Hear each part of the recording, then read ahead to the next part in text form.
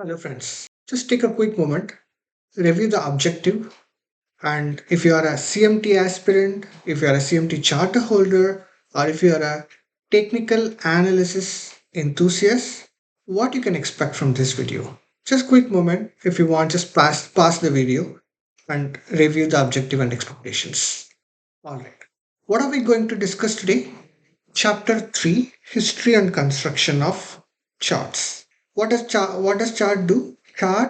Charts help to anticipate the direction of the market. Basic principle of charting is graphing prices and other information. From chart, TA technical analyst recognizes patterns and trends. There is a criticism that depends on analyst to analyst. The skill differs. Of course, it's subjective. Uses of chart, it helps to observe quickly the history of price at one single glance.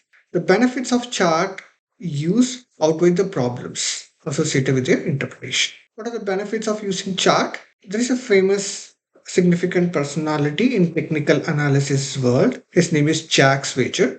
He created this book.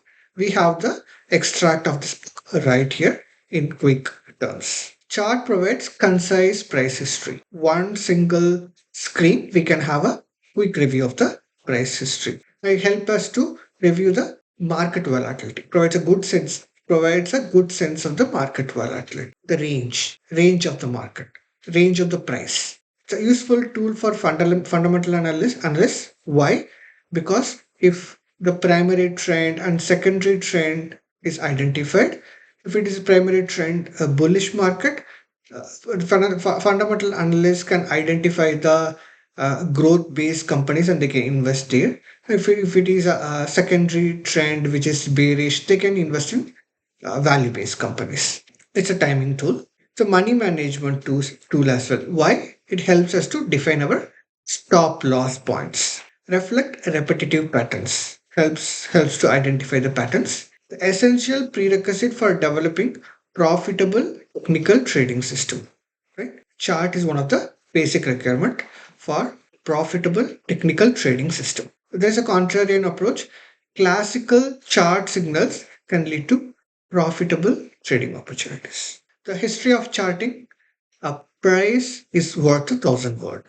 We all agree with that. Earliest known recording of commodity prices, it was recorded just with an intent to predict the price. Babylonia is the first in the first millennium BC. Based on astrology, they tried to identify the price changes and determine the future. In the 5th and 6th century AD, similar to present, charts were developed in China just to identify the cyclicality of the prices. In Europe, based on astrology, and in Japan, of course, they developed candlestick charts. Commodity exchanges opened in Western Europe in 1561 and in Japan in 1654. During these days, multiple prices during a trading day. What happened? What is the consequence of that? That is the requirement for recording high, low, and close prices. So the first type of chart: a simple plot on paper with a number. Right? Numbers where amount or price and date. The invention of ticker and ticker tape revolutionized technical analysis. What is ticker tape? When you open CNBC, there is a scrolling price in your TV screen, right? That is called ticker tape. In those days, it were print. Now, we are in 21st century. We have a scrolling ticker tape, ticker information. Now, 1864, Edward A. Callahan, an employee of the American Telegraph Company, invented the ticker tape. Ticker tape not only helps conventional charting, but also allows for point and figure chart. We have a detailed chapter on point and figure. We'll discuss that later. Modern technology has greatly simplified the task of chart construction. TA can focus more on analysis and less on chart construction. We need not to draw anything on paper. We have a software tools which easily help us to construct a chart. What data is needed to construct a chart? Data used for charting should be clean and reliable. Data errors occurs through stock splits, dividends, offerings, and distributions. In commodity market, correct calculation of time and price linkage between contracts needed. Commodity markets are based on contracts. Contracts expire on a specific day. So when we have different contracts, a continuous charting is a challenge. So for that, prices transition from one contract to another contract. What are the ways to have a smoother transition and continuous price in the chart? We have different approaches: nearest future, perpetual series, or continuous series. We'll discuss about that in detail in the future chapters. What type of charts do analysts use? Analysts use three types of charts: line charts, bar charts, and candlestick charts. Let's see one by one. Let me go to trading view. First, let me select line chart. Here in the chart option, I'll select line chart and I'll take Nifty for example. Okay. So this is the hourly chart for Nifty. So there are two variables in line chart. What are those? Time. Let me take day. Like time. Time is in x-axis and price is in y-axis. And all the closing price for every single day is plotted and connected together, which is line chart. In what circumstances line chart will be more appropriate? When we are checking the price span or price trend in a higher time span, for example, weekly, monthly. This line chart makes more sense. Number one. Number two, bar charts. In bar chart, each of this line represent bars. And for example, each bar is for a day, for a time span. Right now we are checking day chart. In day chart, each bar represents a day. In hourly chart, each bar represents hour. In weekly chart, each bar represents a week. Right? So in this bar, let me take this bar. This lowest point in this bar is open and the highest point in this bar is closed. For green bars, for red bars, the lowest point is low again and the highest point is high again. There is a difference. You see two lines in between the low and high, right? So in green bars, the left line represents open and the right line represents close. On green bars, always close is above open. And similarly, in red bars, left line represents open, right line represents close. However, why this is red? Because the close is below open. Right? Let me clearly show that in the PDF. So we have time in x-axis, price in y-axis. The lowest point is low, the highest point is high, and the left line represents open, right line represents close.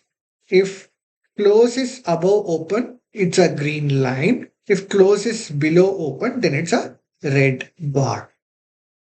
The range, the price difference from this low to high is the trading range. This is about bar chart. In line chart, we had two variables, price and time. But in bar chart, we had four variables: low, high, open, close. Right? Now, number three, candlestick chart.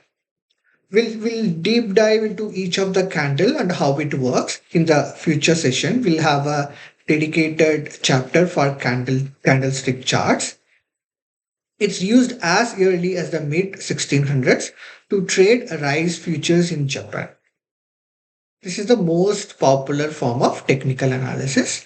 And Steve Nissen, he published this Japanese candlestick charting technique. We have a dedicated chapter for this author in our level 1 syllabus.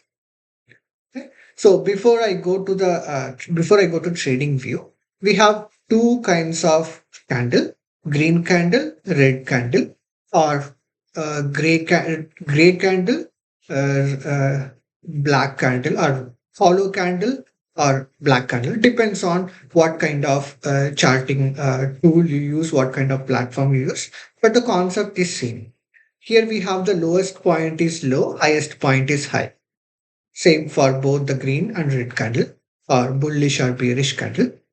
And for bullish candle or green candle, open is below close. But in case of bearish candle, open is above close. Right? You can see the open here in green candle and close is above open. And you can see open here and close is below open. Now let us go to trading view. Let me make the chart from bar chart to candle chart. Here we have green candles and red candles. Each candle have a significance, or a combination of candle have a significance. We'll deep dive in the candlestick chart. Right here for this green, this is the low, this is the high, this is open, and this is close. And for red, this is low, this is high, this is open, and this is close. 19657 is close. Right? These are the three charting pattern discussed in this chapter. What type of scale should be used? There are two kinds of scale: arithmetic scale and semi-logarithmic scale. Arithmetic scale is a vertical plot. Distance of change of $1 to $2 would be same as a plot distance between $10 to $11. Let me go to trading view. I'll go to the monthly option. Here, for example, 2000 to 4000, 4000 to 6000, the difference is same. Let's for a moment, we'll forget about time. We'll focus on the price. So the difference is same. However, in case of logarithmic chart, let me make it as log, right? Here, the difference is not same. For example, in our PDF, if it goes by 100, 200, 300 in logarithmic chart, from 100 to 200, progress is 100%. But from 200 to 300, the progress is not 100%. It's only 50%. So accordingly, if we are having a long-term overview or picture, we'll follow logarithmic charts. So now, for example, here I have arithmetic view. So in arithmetic view, I just draw a channel, right? Here, I think the price is moving upper and I'll expect the price will go further up. But the beauty is if I use logarithmic chart, see, since 2009 to 2021, price is moving, traveling only in a channel, right? So should we follow arithmetic or logarithmic? It depends on traders, but for long-term perspective, logarithmic is the right option to choose. With this, we end this chapter. Thank you for your time. We'll see you in the next video. Bye.